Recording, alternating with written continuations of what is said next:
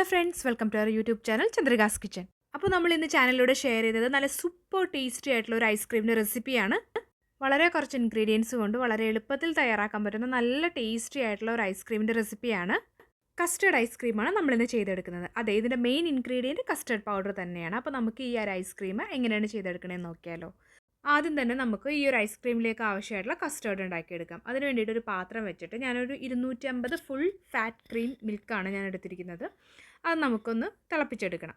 അപ്പോൾ അതൊന്ന് ചൂടാവുന്ന സമയം കൊണ്ട് ഈ 250ൽ നിന്ന് കുറച്ച് ഒരു 1/4 കപ്പ് പാല് മാറ്റി വെച്ചിട്ട് അതിലേക്ക് 1 ടീസ്പൂൺ കസ്റ്റേർഡ് പൗഡർ നമുക്ക് ചേർത്ത് മിക്സ് ചെയ്ത് മാറ്റി വയ്ക്കാം.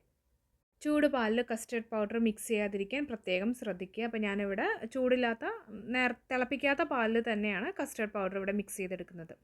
ഇനിയിപ്പോൾ പാലൊക്കെ നന്നായിട്ട് തിളച്ച് വന്നിട്ടുണ്ട്. അതിലേക്ക് ഒരു 1/2 കപ്പ് പഞ്ചസാര, അത് ഓരോരുത്തരുടെ മധുരത്തിനനുസരിച്ച് ചേർത്ത് കൊടുക്കാം. കസ്റ്റേർഡിന് ആവശ്യമായിട്ടുള്ള മധുരമാണ് ഞാനിവിടെ ചേർക്കുന്നത്.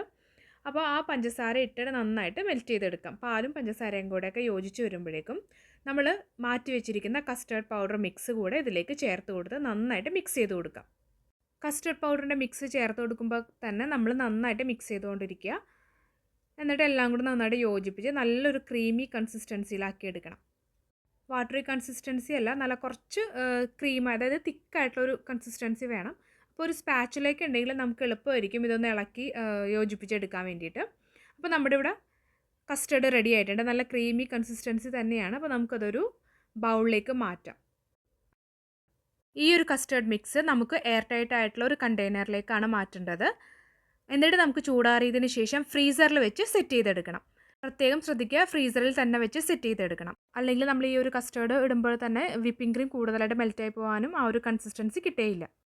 അപ്പോൾ നമ്മൾ ഐസ്ക്രീം ഉണ്ടാക്കുന്ന നേരം കൊണ്ട് ഇത് നന്നായിട്ടൊന്ന് തണുത്ത് സെറ്റായി കിട്ടും. ഇനി നമുക്ക് ഐസ്ക്രീമിലേക്ക് വേണ്ട ക്രീം ഉണ്ടാക്കിയെടുക്കാം. പലരും പല രീതിയിൽ ചെയ്യാറുണ്ട്. വിപ്പിംഗ് ക്രീം ഉപയോഗിച്ച് ഐസ്ക്രീം ചെയ്യാറുണ്ട്, അല്ലെങ്കിൽ സാധാരണ ഫ്രഷ് ക്രീം വെച്ചിട്ടും ഐസ്ക്രീം ചെയ്യാറുണ്ട്.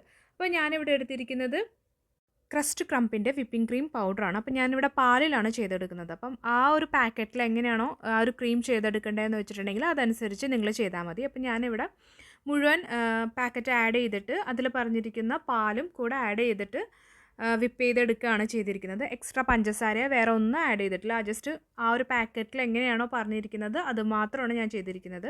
ഇപ്പോൾ ഈ ഒരു വിപ്പിംഗ് ക്രീം പൗഡറൊക്കെ നമുക്ക് എല്ലാ സൂപ്പർ മാർക്കറ്റിലും അവൈലബിൾ ആണ്. മറ്റേ വിപ്പിംഗ് ക്രീമിനേക്കാൾ കൂടുതൽ പൗഡർ അവൈലബിൾ ആണ്. അപ്പോൾ അതുകൊണ്ടാണ് ഞാൻ ഈ ഒരു വിപ്പിംഗ് ക്രീം പൗഡർ എടുത്തിരിക്കുന്നത്. അപ്പോൾ ഇപ്പോൾ നോക്കിയപ്പോഴത്തേക്കും നമ്മുടെ കസ്റ്റേർഡൊക്കെ നന്നായിട്ട് സെറ്റായിട്ട് കട്ടിയായിട്ട് വന്നിട്ടുണ്ട്. അതൊന്നും കുഴപ്പമില്ല. നമ്മൾ ഈ ഒരു ക്രീമിലേക്ക് ഈ ഒരു കസ്റ്റേർഡ് ഇട്ടിട്ട് ഒന്നുകൂടെ വിപ്പ് ചെയ്തെടുക്കുമ്പോഴത്തേക്കും അതെല്ലാം നന്നായിട്ട് യോജിച്ചോളും. വിപ്പിംഗ് ക്രീം പൗഡർ ഉപയോഗിച്ചുകൊണ്ട് തന്നെ എനിക്ക് നല്ല രീതിയിൽ ക്രീം ഇവിടെ കിട്ടിയിട്ടുണ്ട്. ഇനി ഞാൻ അതിലേക്ക് നമ്മളെടുത്ത് വെച്ചിരിക്കുന്ന കസ്റ്റേർഡിൻ്റെ മിക്സ് കൂടെ നമുക്കതിലേക്ക് ചേർത്ത് കൊടുത്തിട്ട് നന്നായിട്ട് എല്ലാം കൂടെ ബ്ലെൻഡ് ചെയ്തെടുക്കണം. കസ്റ്റേർഡ് ക്രീം ആഡ് ചെയ്ത് കൊടുക്കുമ്പോൾ ഓരോ ബാച്ചസ് ആയിട്ട് ആഡ് ചെയ്ത് കൊടുക്കുക. അതായത് കുറേശ്ശെ ആഡ് ചെയ്ത് കൊടുക്കുക. അപ്പോഴാണ് അത് മിക്സ് ആവാനായിട്ട് എളുപ്പം ഉണ്ടാവുക. ഒരുമിച്ച് ആഡ് ചെയ്ത് കൊടുത്തിട്ടുണ്ടെങ്കിൽ കുറച്ച് ബുദ്ധിമുട്ടായിരിക്കും മിക്സ് ചെയ്ത് കൊടുക്കാനായിട്ട്. അപ്പം നിങ്ങൾ കുറേശ്ശെ ആഡ് ചെയ്ത് കൊടുത്തിട്ടുണ്ടെങ്കിൽ നന്നായിട്ട് ബ്ലെൻഡ് ചെയ്ത് നമുക്ക് മിക്സായിട്ട് കിട്ടിക്കോളും. അപ്പോൾ ഇപ്പോൾ ഞാൻ എല്ലാ കസ്റ്റേർഡും ആഡ് ചെയ്ത് കൊടുത്തിട്ടുണ്ട്. അപ്പോൾ ഇതിനൊരു കുറച്ച് കളറ് കുറവുണ്ട്. ഞാൻ കുറച്ച് ഫുഡ് കളറ് ഞാനിതിലേക്ക് ചേർത്ത് കൊടുക്കുന്നുണ്ട്. ഒരു 2-3 ഡ്രോപ്സ് മാത്രം ചേർത്ത് കൊടുത്താൽ മതി. ഇനിയിപ്പം കളർ ആവശ്യമില്ലാത്തവർ എന്തായാലും അത് അവോയ്ഡ് ചെയ്തോളൂ, അതിൻ്റെ ആവശ്യമില്ല. അങ്ങനെ തന്നെ നിങ്ങൾക്ക് സെർവ് ചെയ്യാം. അപ്പം നമ്മുടെ ഇവിടെ ഐസ്ക്രീമിൻ്റെ മിക്സ് ഇവിടെ റെഡി ആയിട്ടുണ്ട്. അപ്പോൾ ഒന്നുകൂടെ ഞാൻ നന്നായിട്ട് എല്ലാം കൂടെ ഒന്ന് മിക്സ് ചെയ്യുന്നുണ്ട്. ഇനി ഈ ഐസ്ക്രീമിൻ്റെ മിക്സ് നമുക്ക് ഫ്രിഡ്ജിലേക്ക് മാറ്റണം. അപ്പോൾ അതിന് വേണ്ടിയിട്ട് ഞാനൊരു പാത്രത്തിലേക്ക് ആഡ് ചെയ്ത് കൊടുക്കുന്നുണ്ട്. അപ്പോൾ നമുക്കിതിൻ്റെ ഇടയിൽ നട്ട്സൊക്കെ വേണമെന്നുണ്ടെങ്കിൽ നിങ്ങൾക്ക് അങ്ങനെ വേണമെങ്കിൽ സെറ്റ് ചെയ്യാം. ഒരു ലെയർ ഐസ്ക്രീമിൻ്റെ മിക്സ് ആഡ് ചെയ്ത് കൊടുത്തിട്ട് നട്ട്സ് ഇട്ട് കൊടുത്തിട്ട് വീണ്ടും ഐസ്ക്രീമിൻ്റെ ലെയർ ആഡ് ചെയ്ത് കൊടുത്തിട്ട് വീണ്ടും മേളിൽ നട്ട്സ് ആഡ് ചെയ്ത് കൊടുക്കാം. ഇപ്പോൾ ഞാനിവിടെ മേളിൽ മാത്രം നട്ട്സ് ആഡ് ചെയ്ത് കൊടുത്തിട്ടുണ്ട്. അപ്പോൾ സെറ്റ് ചെയ്യണതൊക്കെ ഓരോരുത്തരുടെ ഇഷ്ടം, അത് നിങ്ങളുടെ ഇഷ്ടത്തിനനുസരിച്ച് നിങ്ങൾക്ക് സെറ്റ് ചെയ്യാവുന്നതാണ്.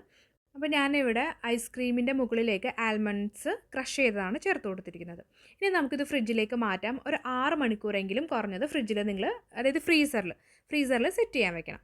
അപ്പോൾ 6 മണിക്കൂറിന് ശേഷം നമുക്ക് ഐസ്ക്രീം സെർവ് ചെയ്യാവുന്നതാണ്. അപ്പോൾ അത്രയേ ഉള്ളൂ. നമ്മുടെ സിമ്പിളായിട്ടുള്ള കസ്റ്റേർഡ് ഐസ്ക്രീം ഇവിടെ റെഡി ആയിട്ടുണ്ട്. അപ്പോൾ നമുക്കതൊരു ബൗളിലേക്ക് സെർവ് ചെയ്യാം.